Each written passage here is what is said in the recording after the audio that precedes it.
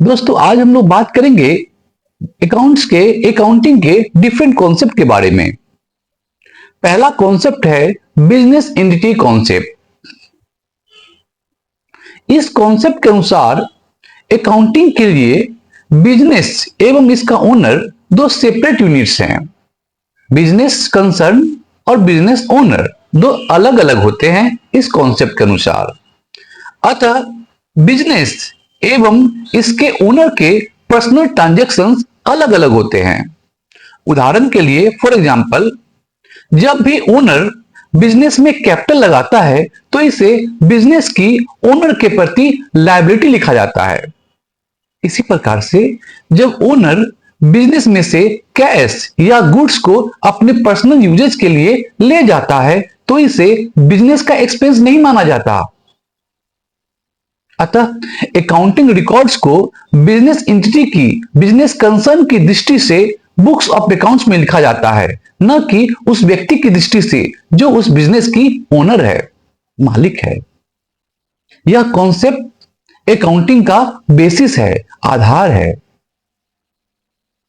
आइए एक और उदाहरण लेते हैं। माना मिस्टर साहू ने 1 लाख रुपए की अमाउंट लगाकर एक बिजनेस स्टार्ट किया है। उसने 40,000 का गुड्स खरीदा है, माल खरीदा है, 20,000 रुपए का फर्नीचर खरीदा तथा 30,000 का प्लांट और मशीनरी खरीदा है। 10,000 उसके पास कैश है। यह बिजनेस की एसेट्स है, न कि ओनर की। यह बिजनेस की एसेट्स है, ओनर की नहीं। बिजनेस एंटिटी की कॉन्सेप्ट के अनुसार 1 लाख की अमाउंट बिजनेस की कैपिटल है, अर्थात बिजनेस पर ओनर के प्रति लायबिलिटी मानी जाएगी। माना वह 5,000 कैश तथा 5,000 की गुड्स अपने घर में पर्सनल यूजेज के लिए ले जाता है। ओनर द्वारा बिजनेस में से कैश गुड्स को ले जाना उसका पर्सनल एक्सपेंसेस है, मालिक का पर्सनल एक्सपेंसेस है। यह बिजनेस का एक्सपेंसेस नहीं है। इसे विड्रॉल कहते हैं, निकासी कहते हैं। इस प्रकार बिजनेस एंटिटी की कॉन्सेप्ट यह कहती है कि बिजनेस और उसका ओनर डिफरेंट हैं, सेपरेट हैं, अलग अलग हैं। अकॉर्डिंगली बिजनेस के ओनर द्वारा स्वयं पर, खुद पर अथवा अपने परिवार पर बिजनेस में से किया गया कोई भी एक्सपेंस विड्रॉल माना जाएगा। चलिए अब हम लोग बिजनेस एंटिटी कॉन्सेप्ट के महत्व पर प्रकाश डालते हैं, इंपॉर्टेंस पर प्रकाश डालते हैं। बिजनेस एंटिटी कॉन्सेप्ट बिजनेस के प्रॉफिट के डिटर्मिनेशन में सहायक होती है, क्योंकि बिजनेस में केवल खर्चों और इनकम का ही रिकॉर्ड किया जाता है तथा सभी पर्सनल एवं इंडिविजुअल एक्सपेंसेस की अनदेखी की जाती है, इग्नोर किया जाता है। बिजनेस एंटिटी कॉन्सेप्ट अकाउंटेंट्स पर ओनर के पर्सनल ट्रांजैक्शंस के रिकॉर्ड पर रोक लगाती है। अकाउंटेंट ओनर के ट्रांजैक्शंस को नहीं लिख सकता है बिजनेस के अकाउंट्स में, बिजनेस के बुक्स में। यह बिजनेस की पॉइंट्स ऑफ व्यू से बिजनेस के जो लेन देन है, ट्रांजैक्शंस हैं, उनके रिकॉर्ड एवं सूचना देने का कार्य को आसान बनाती है। यह अकाउंटिंग कॉन्सेप्ट्स, अकाउंटिंग कन्वेंशंस और अकाउंटिंग प्रिंसिपल्स के लिए बेसिस का कार्य करती है, आधार का कार्य करती है। अब हम लोग बात करेंगे दूसरा कॉन्सेप्ट के बारे में, मनी मेजरमेंट कॉन्सेप्ट। यह सेकंड कॉन्सेप्ट है।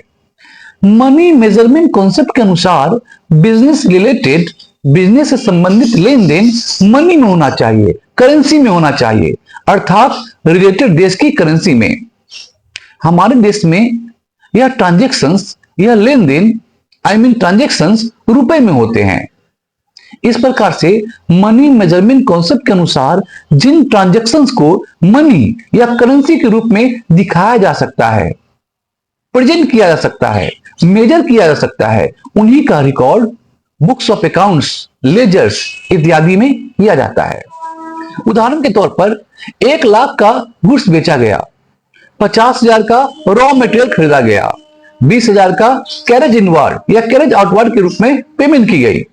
ये सब मुद्रा में डिटरमाइन किए गए हैं, ये सब करेंसी में डिटरमाइन किए गए हैं, अतः इन्हें बुक्स ऑफ अकाउंट्स में लिखा जाएगा। लेकिन जिन लेन देनों को मनी में नहीं मेजर किया जा सकता, नहीं मापा जा सकता, उनका रिकॉर्ड बुक्स ऑफ अकाउंट्स में, लेजर में नहीं किया जाता। उदाहरण के लिए कर्मचारियों की गंभीरता, वफादारी, ईमानदारी, ये सब लेखा पुस्तकों में, अकाउंटिंग बुक्स में नहीं लिखा जाता है, क्योंकि इन्हें मनी में नहीं मापा जा सकता, मेजर नहीं किया जा सकता, जबकि इनका भी बिजनेस के लाभ तथा हानि पर प्रभाव पड़ता है। मनी मेजरमेंट कॉन्सेप्ट का एक एस्पेक्ट यह भी है कि लेन देनों का लेखा जोखा फिजिकल यूनिट्स में नहीं बल्कि मॉनेटरी यूनिट्स में रखा जाता है। उदाहरण के लिए, फॉर एग्जांपल, सपोज 2011 साल में के अंत में एक संगठन के पास 5 एकड़ जमीन पर एक कारखाना है, ऑफिस के लिए एक बिल्डिंग है जिसमें 10 रूम है, 10 कमरे हैं, 20 प्राइवेट कंप्यूटर्स है, 10 ऑफिस के चेयर्स हैं तथा टेबल्स हैं, 50 किलोग्राम रॉ मटेरियल है। यह सभी विभिन्न इकाइयों में दर्शाए गए हैं, लिखे हैं, लेकिन लेखांकन में, अकाउंटिंग में इनका लेखा जोखा मनी के रूप में अर्थात रुपयों में रखा जाता है। इस उदाहरण में कारखाने की जो भूमि है उसका लागत 6 करोड़, कार्यालय के भवन की 5 करोड़, कंप्यूटर के लिए 5 लाख, कार्यालय की कुर्सियों तथा मेजों की लागत 1 लाख तथा कच्चे माल की लागत 15 लाख है। इस प्रकार से ऑर्गेनाइजेशन की कुल एसेट के वैल्यू 11 करोड़ 21 लाख है। इस प्रकार से books of account I mean ledger में केवल उन्हीं ट्रांजैक्शन का रिकॉर्ड किया जाता है जिन्हें मनी में मेजर किया जा सके, न कि मात्रा में। मनी में मेजर किया जाएगा, मात्रा में नहीं। अब मनी मेजरमेंट कॉन्सेप्ट की क्या इंपॉर्टेंस है उसको भी हम लोग देखते हैं। मनी मेजरमेंट कॉन्सेप्ट अकाउंटेंट्स को गाइड करती है कि किसका रिकॉर्ड किया जाना है और किसका नहीं। यह बिजनेस रिलेटेड लेन देनों के, ट्रांजैक्शंस के रिकॉर्ड में यूनिफॉर्मिटी लाने में सहायक होता है। यदि सभी बिजनेस लेन देनों को मनी में मेजर किया जाता है तो बिजनेस कंसर्न द्वारा बनाए गए अकाउंट्स को समझना आसान होगा। इससे किसी भी फर्म के 2 अलग अलग पीरियड के और 2 भिन्न फर्मों के एक ही पीरियड के बिजनेस परफॉर्मेंस की तुलना करना आसान हो जाता है। दोस्तों, अब हम लोग बात करेंगे अकाउंटिंग का तीसरा कॉन्सेप्ट जो है गोइंग कंसर्न कॉन्सेप्ट।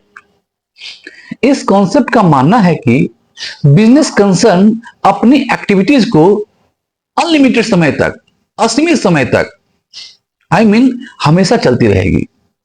इसका अंत संभव नहीं है। इसका अर्थ है कि प्रत्येक बिजनेस कंसर्न, प्रत्येक बिजनेस एंटिटी के जीवन में कंटिन्यूटी है और लगातार चलते रहने वाली कंसर्न है, इसलिए निकट भविष्य में इसका समापन नहीं होगा। इसी के आधार पर बैलेंस शीट में एसेट्स के वैल्यू को दिखाया जाता है। फॉर एग्जांपल, सपोज कि एक कंपनी के प्लांट इन्वेस्टरी 1 लाख रुपया में खरीदा जाता है जिसका जीवन काल लाइफ 10 वर्ष का है। इस कॉन्सेप्ट के अनुसार कुछ अमाउंट को एवरी ईयर एक्सपेंस के रूप में दिखाया जाएगा, जबकि बैलेंस को, शेष को एक प्रॉपर्टी, एक एसेट के रूप में दिखाया जाएगा।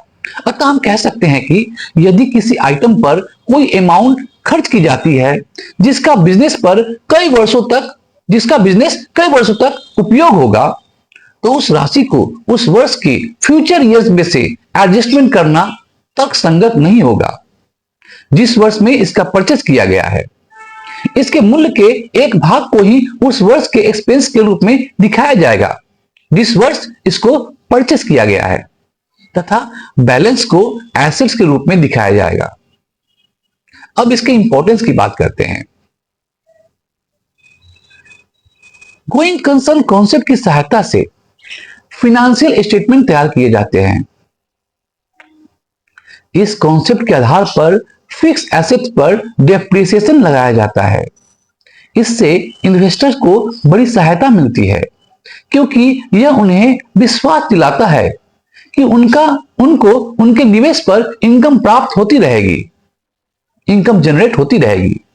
इस कॉन्सेप्ट के न होने पर फिक्स एसेट की कॉस्ट को उनके परचेस के वर्ष में एक्सपेंस माना जाएगा। अब हम लोग नया कॉन्सेप्ट की बात करते हैं जिसका नाम है dual aspect concept. Dual aspect concept accounting का फंडामेंटल अथवा बेसिक प्रिंसिपल है। यह बिजनेस रिलेटेड ट्रांजेक्शन्स को, बिजनेस रिलेटेड लेन देन को अकाउंटिंग बुक्स में रिकॉर्ड करने का मूल आधार प्रदान करता है। इस कॉन्सेप्ट के अनुसार बिजनेस के प्रत्येक लेन देन का प्रभाव दो स्थानों पर पड़ता है, अर्थात यह दो अकाउंट्स के अपोजिट साइड्स को प्रभावित करता है, इन्फ्लुएंस करता है। इसलिए लेन देनों का दो स्थानों पर रिकॉर्ड करना होगा, ट्रांजैक्शंस के दो प्लेस पर रिकॉर्ड करना होगा, अर्थात बुक्स ऑफ अकाउंट्स लेजर में दोनों ही पक्षों का रिकॉर्ड किया जाना चाहिए। फॉर एग्जाम्पल, कैश में गुड्स खरीदे, इसके दो साइड्स हैं, cash payment, receiving goods. Cash payment हो रहा है, गुड्स रिसीव हो रहा है, माल रिसीव कर रहे हैं। इन दो पक्षों का रिकॉर्ड किया जाना चाहिए। अतः ड्यूअल एस्पेक्ट कॉन्सेप्ट को फंडामेंटल अकाउंटिंग इक्वेशन के रूप में प्रदर्शित किया जा सकता है, जो है assets equal to liabilities minus capital. Accounting equation के अनुसार बिजनेस के एसेट्स का वैल्यू ऑलवेज ओनर एवं एक्सटर्नल लायबिलिटी की क्लेम के अमाउंट के इक्वल होता है। ओनर का क्लेम कैपिटल अथवा ओनर इक्विटी के नाम से जाना जाता है। ओनर का क्लेम कैपिटल अथवा ओनर इक्विटी के नाम से जाना जाता है तथा बाहरी लोगों का क्लेम को लायबिलिटी अथवा एक्सटर्नल कैपिटल भी कहते हैं। ड्यूअल एस्पेक्ट कॉन्सेप्ट का नॉलेज लेन देन के दोनों साइड्स को पहचानने में सहायक होता है, जिससे लेजर बुक्स में ट्रांजैक्शंस का रिकॉर्ड करने के नियम लागू होते हैं, नियम लागू करने में सहायता मिलती है। ड्यूअल एस्पेक्ट कॉन्सेप्ट का यह प्रभाव है कि ड्यूअल एस्पेक्ट कॉन्सेप्ट का प्रभाव यह है कि प्रत्येक लेन देन का प्रभाव एसेट्स तथा लायबिलिटी पर समान रूप से इस प्रकार पड़ता है कि कुल एसेट्स तथा कुल लायबिलिटी हमेशा बराबर रहती हैं। Assets always equals to liabilities. आइए कुछ और बिजनेस ट्रांजैक्शंस का उनके ड्यूअल एस्पेक्ट रूप में स्टडी करते हैं, एनालिसिस करते हैं। बिजनेस के ओनर ने कैपिटल लगाई, पहला साइड कैश की प्राप्ति, दूसरा पक्ष कैपिटल में वृद्धि, ओनर कैपिटल में वृद्धि। दूसरा, मशीन खरीदे, पेमेंट चेक से किया गया, पहला पक्ष मशीन का ओनरशिप, दूसरा पक्ष बैंक बैलेंस में कमी। तीसरा, कैश में गुड्स बेचा, कैश में माल बेचा, इसका पहला पक्ष कैश प्राप्ति हुई, दूसरा पक्ष ग्राहक को माल की सप्लाई की गई, माल हमारा चला गया।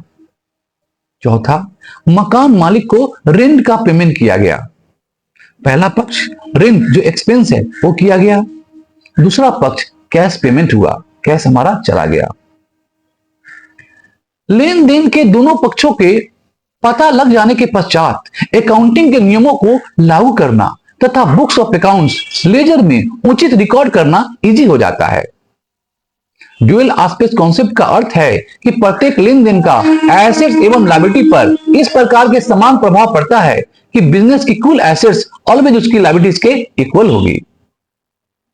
अब हम लोग ड्यूअल एस्पेक्ट कॉन्सेप्ट का क्या महत्व है अकाउंटिंग की दुनिया में उसकी बात करते हैं। ड्यूअल एस्पेक्ट कॉन्सेप्ट अकाउंटेंट्स को अकाउंटिंग संबंधी एरर्स को आइडेंटिफाई करने में हेल्पफुल होती है, लाभदायक होती है। यह अकाउंटेंट को प्रत्येक एंट्री की रिकॉर्ड प्रभावित दोनों खातों यह अकाउंटेंट को प्रत्येक एंट्री की रिकॉर्ड प्रभावित दोनों खातों में एक दूसरे के अपोजिट साइड में करने के लिए इंकरेज करता है।